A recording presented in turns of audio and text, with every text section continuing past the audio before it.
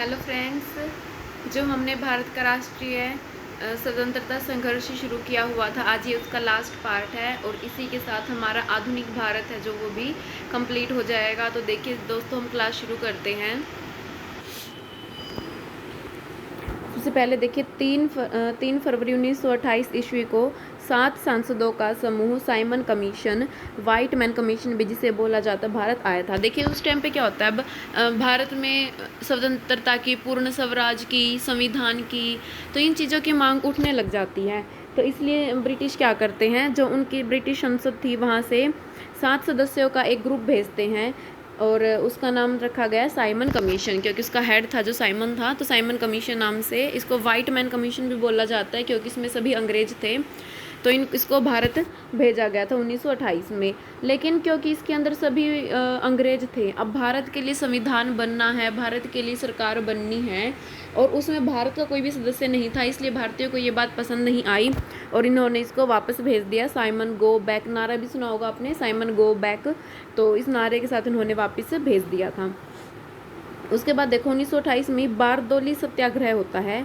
बारदोली सत्याग्रह, इसमें वल्लभ भाई पटेल थे जो इन्होंने इसका नेतृत्व किया था और किसानों से कर देने से मना किया था। ठीक है, किसानों को इन्होंने कर देने के लिए मना किया था। सरदार वल्लभ भाई पटेल ने बारदोली सत्याग्रह का नेतृत्व किया था।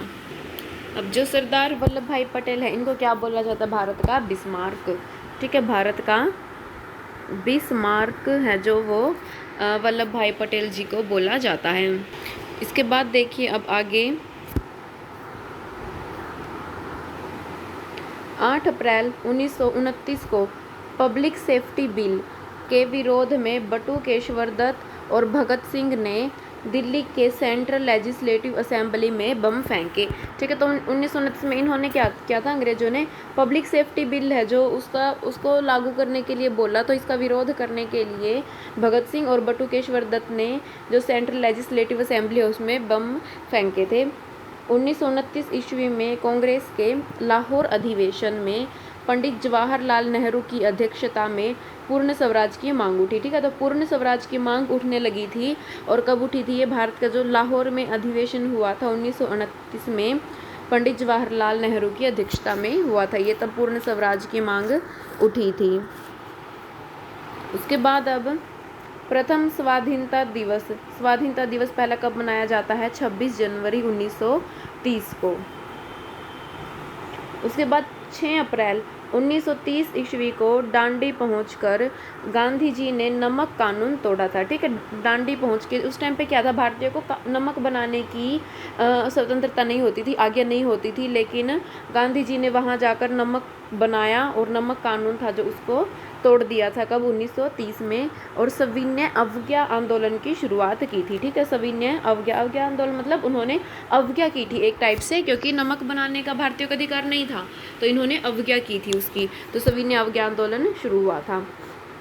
उसके बाद फिर 12 नवंबर 1930 ईस्वी को लंदन में प्रथम गोलमेज सम्मेलन हुआ था जो कि असफल रहा। अब देखो, सबसे पहले साइमन कमीशन आया, लेकिन वो वापस भेज दिया था भारतीयों ने। उसके बाद इन्होंने क्या किया, ब्रिटिश ने गोलमेज सम्मेलन आरंभ किया लंदन में। ठीक है, 3 गोलमेज सम्मेलन हुए थे, इसमें इन्होंने जैसे संवैधानिक रूप को लेके, जो भारत की सरकार है, प्रशासन है, उसको लेके इन्होंने मीटिंग वगैरह की थी, उसी का नाम रखा गया गोलमेज सम्मेलन। तो एक पहला गोलमेज सम्मेलन कब हुआ था, 12 नवंबर 1930 को, और ये असफल रहा था। उसके बाद दूसरा देखो 4 मार्च 1931 को, अब क्योंकि 1930 में जो गोलमेज सम्मेलन हुआ था वो असफल हुआ, तो 1931 में क्या हुआ था, गांधी इरविन समझौता हुआ था। ठीक है, जिसके बाद गांधी जी ने सविनय अवज्ञा आंदोलन स्थगित कर दिया। मतलब गांधी जी और इरविन के बीच में समझौता हुआ था ये 1931 में। इन्होंने जैसे गांधी जी की कुछ बातें मान ली थी, तो इसलिए गांधी जी ने जो सविनय अवज्ञा आंदोलन है इसको समाप्त कर दिया था।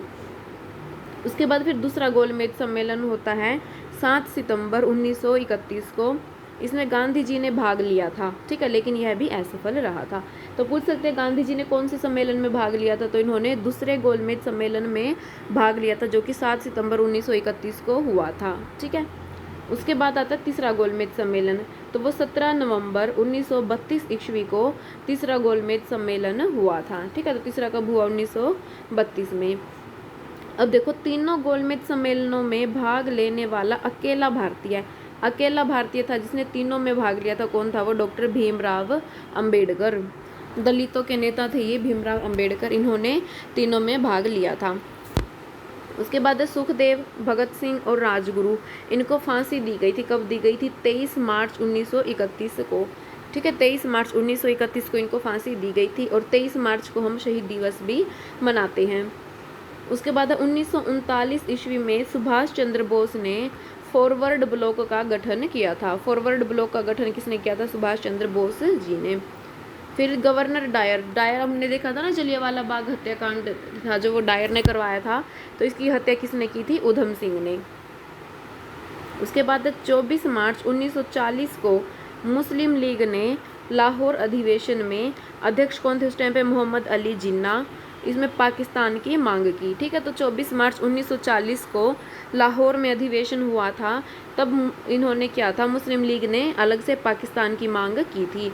और पूछ सकते हैं कि उस टाइम पे अध्यक्ष कौन था? तो मोहम्मद अली जिन्ना। 17 अक्टूबर 1940 ईस्वी को गांधी जी ने पावनार में व्यक्तिगत सत्याग्रह आंदोलन चलाया था। ठीक है, व्यक्तिगत रूप से चलाया था ये, और इसका नारा कौन सा था? दिल्ली चलो। ठीक है, ये सत्याग्रह आंदोलन चलाया था। पहला व्यक्तिगत सत्याग्रही कौन था? विनोबा भावे पहले व्यक्तिगत सत्याग्रही थे इसमें। उसके बाद 9 अगस्त 1942 को भारत छोड़ो आंदोलन शुरू हुआ। ठीक है, तो भारतीयों ने क्या किया था? अंग्रेजों के खिलाफ भारत छोड़ो आंदोलन शुरू कर दिया था। और कब किया था ये? 9 अगस्त 1942 को। 1942 ईस्वी में रास बिहारी बोस ने आज़ाद हिंद फौज की स्थापना की। ठीक है, ये क्वेश्चन भी इम्पोर्टेंट है। आज़ाद हिंद फौज की स्थापना किसने की थी? रास बिहारी बोस ने। फिर संविधान सभा के गठन के लिए तथा अन्य भारतीय समस्याओं को सुलझाने के लिए 24 मार्च 1946 को कैबिनेट मिशन भारत आया। ठीक है, फिर कैबिनेट मिशन आया था भारत में, जो कि 3 सदस्यीय था ये। 1946 में ये आया था। और 3 सदस्य कौन थे इसके? पैंथिक लॉरेंस, स्टेफोर्ड क्रिप्स और अलेक्जेंडर। ठीक है, लॉरेंस, क्रिप्स और अलेक्जेंडर ये इसके सदस्य थे, और लॉरेंस ने इनका नेतृत्व किया था। उसके बाद वायसराय माउंटबेटन ने 3 जून 1900, अच्छा, जो कैबिनेट मिशन आया था उसकी कुछ चीज़ें भारतीयों को मतलब पसंद आई, कुछ चीज़ें नहीं पसंद आई। उसके बाद फिर माउंटबेटन थे जो उन्होंने 3 जून 1947 को भारत विभाजन की योजना पेश की। ठीक है, भारत विभाजन की योजना फिर उन्होंने पेश की, क्योंकि उस टाइम पे मुस्लिम लीग थे जो वो अपने अलग देश की मांग कर रहे थे, तो माउंटबेटन ने भारत विभाजन की योजना बनाई थी। भारत की आज़ादी के समय कांग्रेस के अध्यक्ष कौन थे? JB कृपलानी। ठीक है, आज़ादी के समय पूछ सकते हैं कांग्रेस के अध्यक्ष कौन थे? कृपलानी जी थे। भारत की आज़ादी के समय इंग्लैंड का सम्राट कौन था? जॉर्ज षष्टम यानी जॉर्ज 16वां बोल सकते हैं आप उसको, वो उसका सम्राट था। भारतीय अधिराज्य की स्थापना कब हुई थी? देखो, अधिराज्य मतलब भारत था तो 2 भागों में बट गया, एक भारत और एक पाकिस्तान, तो इसमें से भारतीय अधिराज्य थी, इसकी स्थापना कब हुई थी? 15 अगस्त 1947 को। और पाकिस्तान अधिराज्य की स्थापना कब हुई थी? 14 अगस्त 1947 को। ठीक है, उसके बाद आज़ादी के समय ब्रिटेन का प्रधानमंत्री देखो कौन था? प्रधानमंत्री कौन था? क्लीमेंट एटली। ठीक है, क्लीमेंट एटली ये इसका प्रधानमंत्री था। अब इसमें कुछ इम्पोर्टेंट फैक्ट और देखते हैं हम, जैसे कि एक युगांतर समाचार पत्र था। युगांतर समाचार पत्र, इसका प्रकाशन किसने किया था? पूछ सकते हैं। ये थे वारिंदर कुमार घोष और भूपेंद्र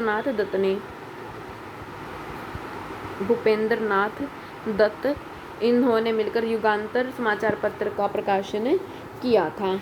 ठीक है, उसके बाद देखो, महात्मा गांधी को सबसे पहले राष्ट्रपिता किसने कहा? महात्मा गांधी को सबसे पहले राष्ट्रपिता किसने कहा था? सुभाष चंद्र बोस ने कहा था। ठीक है, उसके बाद देखो,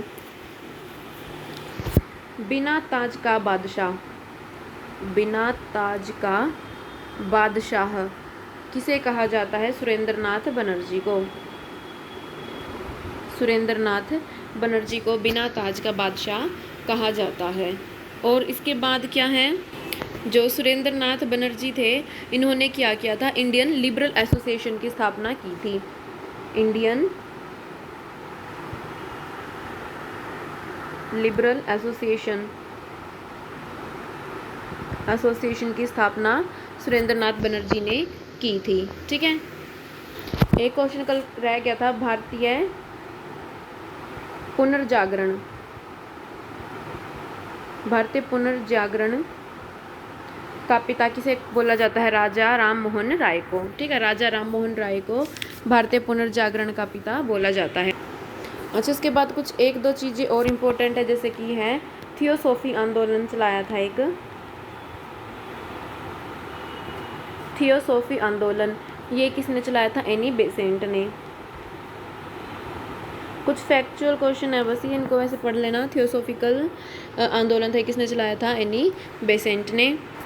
एक था ये तत्वबोधिनी सभा की स्थापना की थी। तत्वबोधिनी सभा, इसकी स्थापना किसने की थी? देवेंद्रनाथ ठाकुर ने।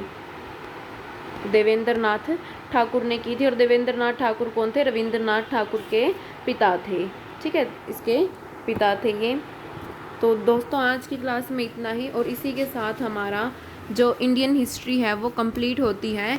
और इसके बाद से हम मंडे से हम जो PYQ है वो स्टार्ट करेंगे। ठीक है, अब तक जितने भी PYQ हमारे हुए हैं प्रीवियस क्वेश्चन हिस्ट्री के, वो हम मंडे से स्टार्ट करेंगे, तो वो क्लास आपको ज़रूर देखनी है।